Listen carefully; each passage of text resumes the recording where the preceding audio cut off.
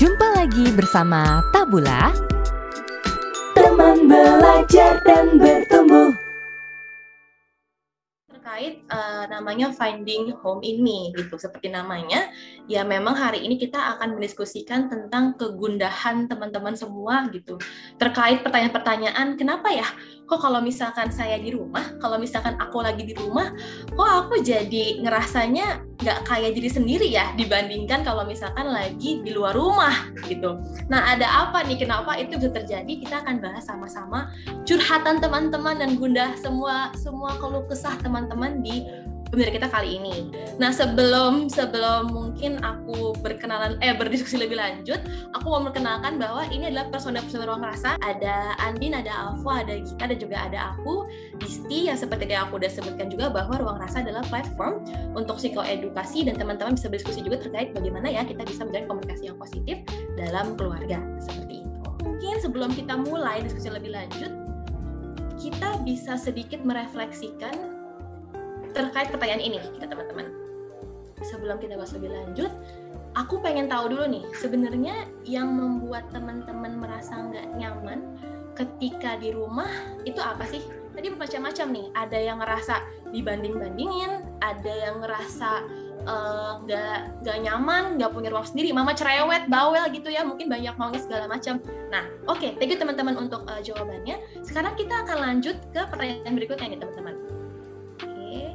Nah, kalau tadi kita udah sama-sama lihat apa yang bikin gak nyaman dalam rumah, sekarang coba kita tanya deh, menurut teman-teman tuh siapa sih yang salah kalau misalkan keadaannya udah senyebelin itu gitu? Kalau misalkan udah ngerasa suasana gak nyaman, udah gak punya ruang sendiri, udah ngerasa kayak gak enak, mama cerewet apa segala macam, kira-kira itu salahnya siapa?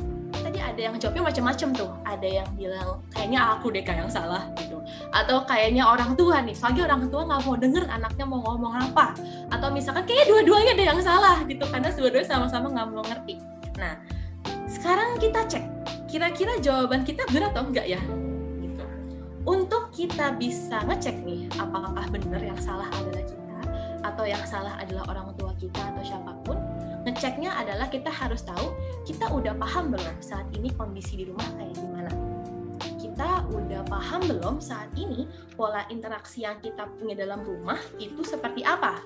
Nah, soalnya kadang-kadang kita tuh cuma ngeliat, oh rumah tuh artinya bangunan, ada atapnya, ada pintunya, dalamnya ada aku, ada papa mama aku, selesai gitu.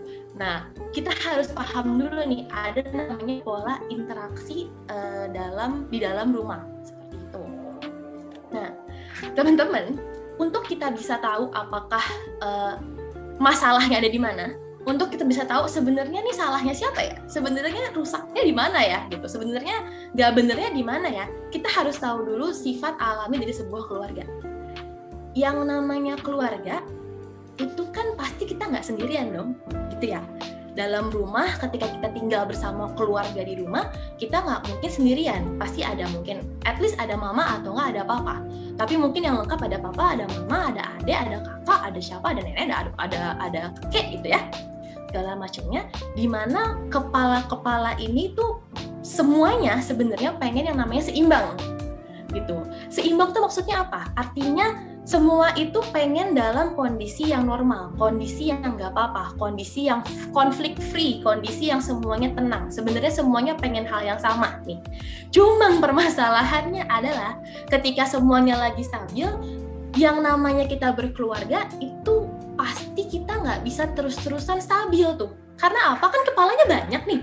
Ada aku, ada kita sebagai anak, ada papa, ada mama, yang dimana untuk kedepannya kita terus berkembang, kita terus bertumbuh gitu. Kita semakin dewasa, tapi papa mama juga semakin bertambah umurnya. Tidak muda lagi pastinya. Semakin tua juga, kita juga semakin tua. Nah, ketika kita udah berproses bertambah umur segala macam, akhirnya kadang-kadang kita udah mulai punya pilihan sendiri, kita udah punya nilai sendiri, punya kemauan sendiri, yang bisa jadi itu beda sama kemauan papa mama kita.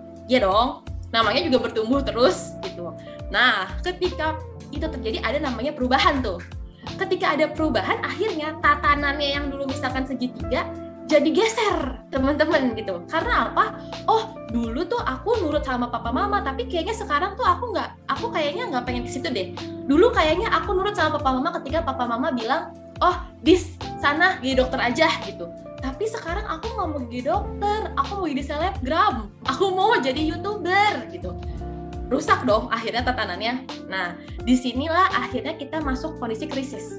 Artinya antara yang awalnya normal jadi agak nggak normal nih, agak nggak stabil, karena apa yang kita mau ternyata beda sama apa yang orang tua kita mau gitu. Ya, ketika krisis kita berantem dong ya biasanya gitu. Mama nggak ngerti aku, papa nggak ngerti aku, kamu nggak mau dibilangin apa segala macam. Kenapa bisa berantem? Karena ketika lagi krisis kita itu sebenarnya mau secara naluriah ya, secara alami kita mau berusaha untuk balik ke kondisi normal. Gitu, berusaha untuk supaya kita baik-baik lagi nih, berusaha untuk kita supaya nggak berantem lagi nih, gitu. Tapi masalahnya adalah dari krisis untuk balik ke normal itu nggak gampang. Untuk dari yang awalnya berantakan nih, karena kita sama-sama mau yang beda, untuk balik ke normal, untuk baikan lagi, untuk adem ayem lagi, nggak bisa. Gitu. Makanya area konflik itu terjadinya adalah ketika lagi krisis mau dipaksakan untuk balik ke normal. Tapi ketika dipaksakan untuk balik ke normalnya, nggak tahu sebenarnya apa sih yang harus dilakukan supaya kita bisa baikan lagi gitu, supaya kita bisa sama-sama menyesuaikan lagi nih, supaya bisa seimbang lagi, itu kita nggak tahu. Gitu.